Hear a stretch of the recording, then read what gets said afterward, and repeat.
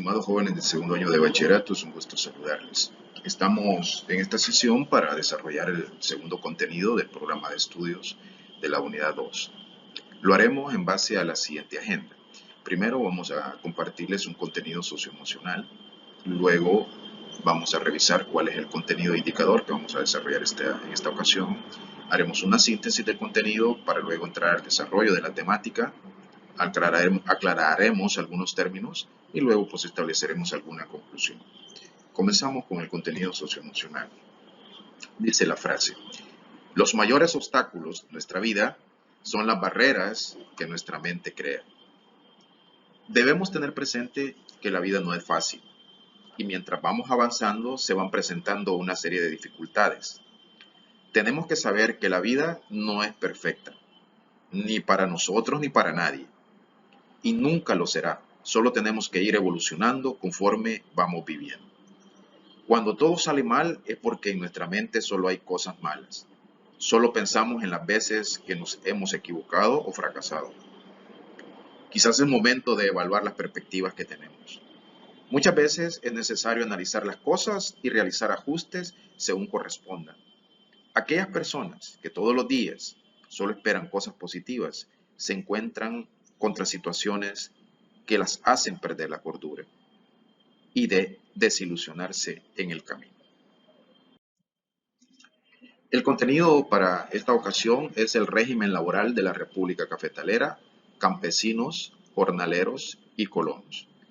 En la sesión anterior, en la clase anterior, hemos visto la República Cafetalera. Hemos caracterizado esta, ¿verdad? Hemos desarrollado pues algunos elementos con las cuales podemos identificarlas. Hoy nos vamos a referir pues al régimen laboral de aquellos trabajadores del campo, ¿no?, que aparecieron gracias al desarrollo de la caficultura. Entonces, los indicadores de lo que se espera que ustedes sean capaces de hacer, que sean capaces de caracterizar los diferentes grupos aparecidos entre los trabajadores del campo a raíz de la expansión del cultivo del café y describir cómo eran las condiciones de vida y laborales de los trabajadores en las fincas de café. Vamos entonces al asunto. Antes vamos a hacer una pequeña relación para que todos pues tomemos conciencia de cuál es la relación en cuanto a los ingresos, en cuanto a las ganancias que genera el café. ¿Cuánto cuesta su taza de café? Pues fíjense bien. Una arroba, que equivale a 25 libras de café cortada, se paga más o menos, hoy en día, ¿verdad?, a $1.25 esa arroba. En algunas cafeterías de El Salvador, una taza de café puede costar más de $2. Para hacer una taza de café se necesitan aproximadamente 56 frutos, es decir, 112 gramos. Estos 56 frutos recolectados se pagan a un poco más de un centavo de dólar. Esto es 155 veces menos que el precio de la taza en la tienda. En la cadena productiva, en la cadena de comercialización, como verán, pues hay quienes obtienen grandes ganancias y dentro de los personajes involucrados está el productor, está el trabajador y está el que lo comercializa. Obviamente el que tiene mayores ingresos es quien lo comercializa, ¿verdad? El productor menos y obviamente el trabajador pues muchísimo menos. A manera de síntesis, la expansión del café durante los últimos años del siglo XIX estuvo acompañada de significativos cambios en las condiciones de vida y de trabajo de la población salvadoreña. La sociedad en su conjunto tuvo que ajustarse a nuevas realidades, producto de una profunda transformación de las actividades económicas. ¿Qué impacto tuvo la producción y exportación de café en los diversos grupos de la sociedad salvadoreña de finales del siglo XIX y principios del siglo XX, tanto en las zonas rurales como urbanas? Vamos a tratar de dar respuesta a esa pregunta.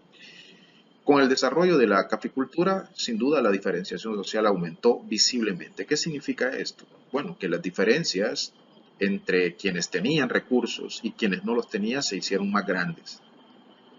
Un pequeño segmento de la población, lo que fueron los caficultores, la élite, pues la oligarquía tendió a enriquecerse mucho más gracias a los enormes ingresos que iba a generar el café, y algún segmento de la población sobre todo de trabajadores del campo, pues tendieron a desmejorar sus condiciones de vida. Hay que decir que también se añadieron nuevos grupos medios urbanos.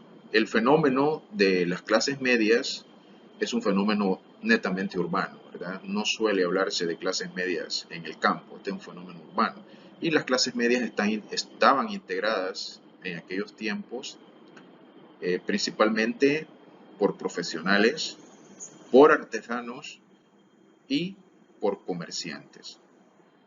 Entonces, esto contribuyó a que se conformara una estructura social mucho más compleja, ¿no? Al haber más grupos y al establecerse relaciones entre ellos.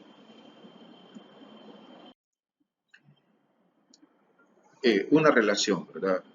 Muchas veces en las fincas se adoptó pues la costumbre de pagarle a sus trabajadores con fichas. Obviamente esta no era moneda de curso legal, ¿no? Sino que la ficha era un recurso, ¿no? Que tenían las haciendas para pagarle a sus trabajadores.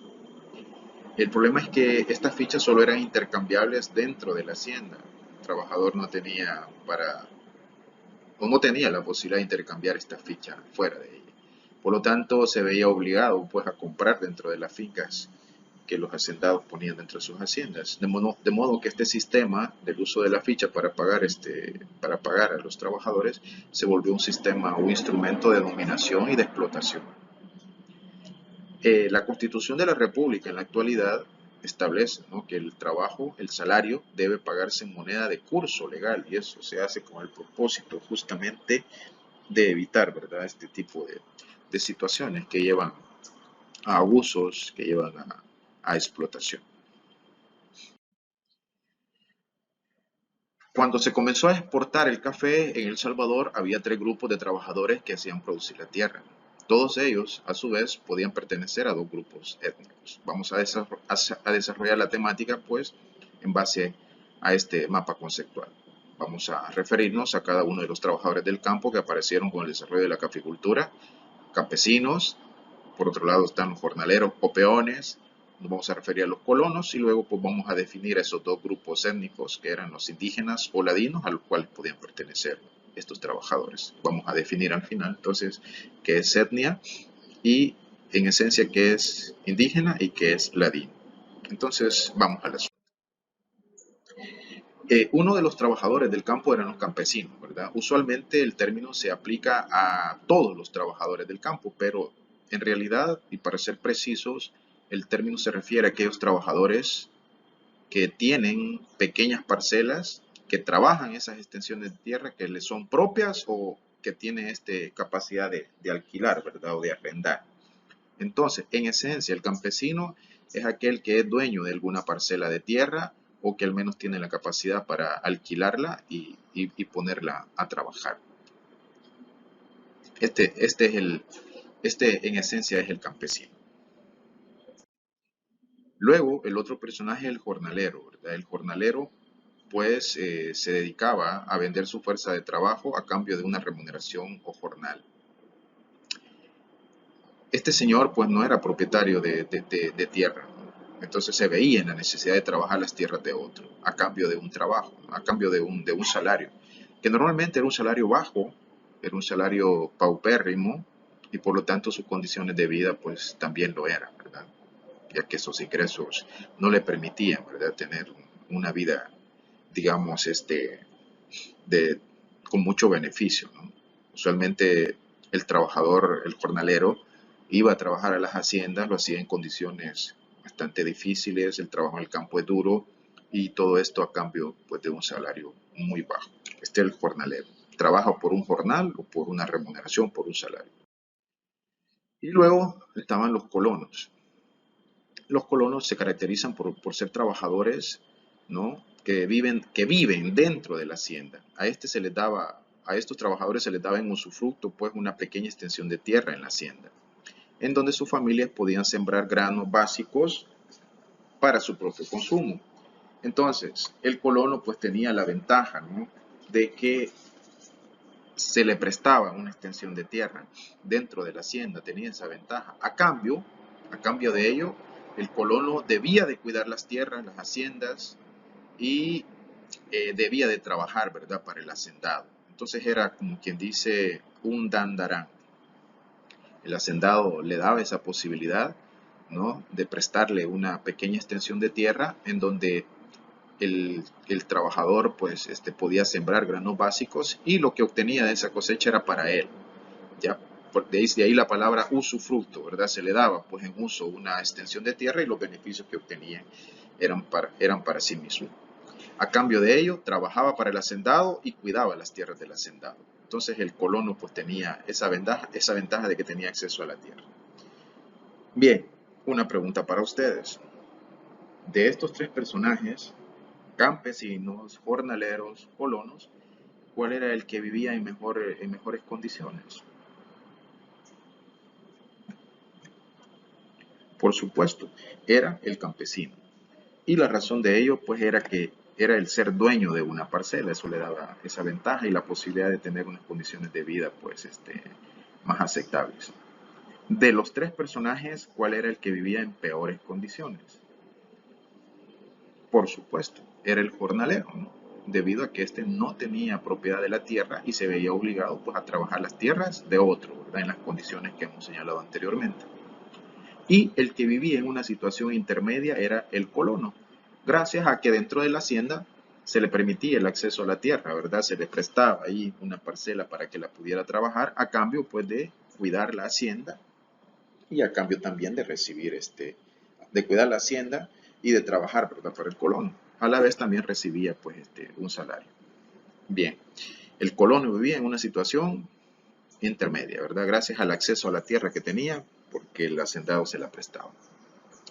Y finalmente, pues, los trabajadores en el campo podían pertenecer a dos grupos. Podían ser ladinos o podían ser indígenas. El término ladino se utiliza para referirse a la población mestiza, ¿verdad?, o hispanizada. El término surgió durante el periodo colonial para indicar a la población hispanohablante que no era parte de la élite colonial conformada por la población que vino de España, ni pertenecía a la población criolla, ¿verdad?, a la población indígena. Entonces, el ladino era aquel mestizo, ¿verdad?, que en sus rasgos culturales buscaba parecerse, ¿no?, al blanco, ¿verdad?, al blanco dominante, y renegaba, ¿verdad?, de las raíces indígenas que pudiera tener. Entonces, insisto, en sus rasgos culturales, él buscaba parecerse más al español y renegaba, ¿verdad?, de ser indígena. Y el indígena, obviamente, en un sentido estricto y más habitualmente, se aplica la denominación a las etnias que preservan las culturas tradicionales. Que el que guarda sus rasgos, pues no sé si se sentirá orgulloso, pero pues practica, ¿verdad?, unos rasgos culturales ancestrales. Ese sería el indígena. Normalmente en la sociedad de finales del siglo XIX, principios del siglo XX, había conflictos entre ladinos e indígenas. Normalmente se miraban con recelo, ¿no?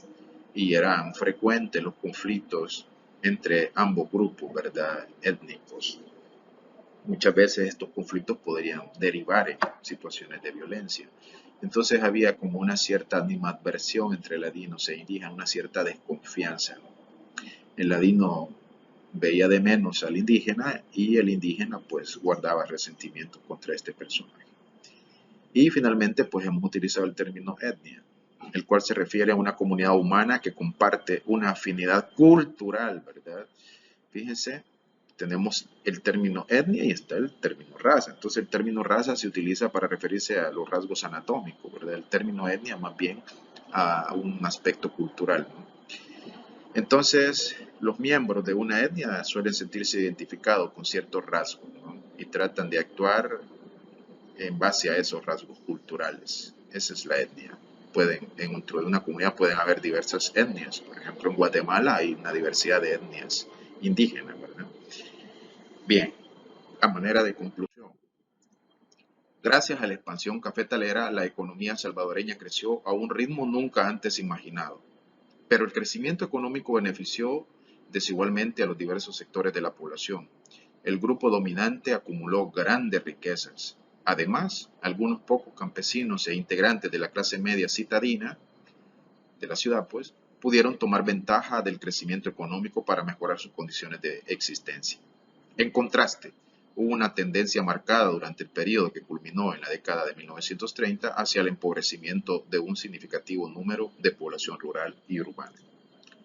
De esa forma, el progreso promovido por el Estado y disfrutado especialmente por los grupos sociales dominantes, trajo muchos nuevos problemas y complicaciones a la gran masa de la población salvadoreña, los hombres y mujeres que todos los días enfrentaban el reto de la sobrevivencia. Algunas de estas contradicciones sociales contribuyeron al estallido de 1932, cuando una severa crisis de la economía hizo insoportables las condiciones de vida de gran parte de la población. Hasta aquí, estimados jóvenes, muchas gracias por su atención.